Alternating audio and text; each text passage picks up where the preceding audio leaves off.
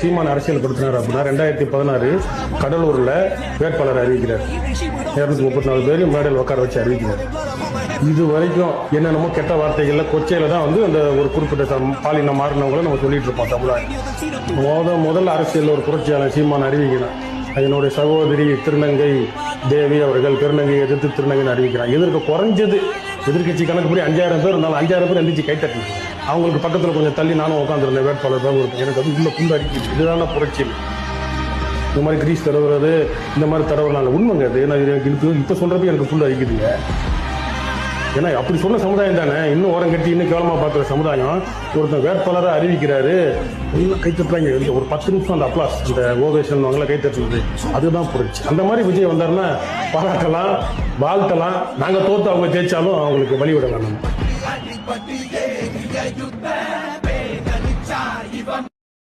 நமது சின்னம் விவசாயி. ஓட்டு பாருங்க ஓட்ட, அப்புறம் பாருங்க நாட்டை.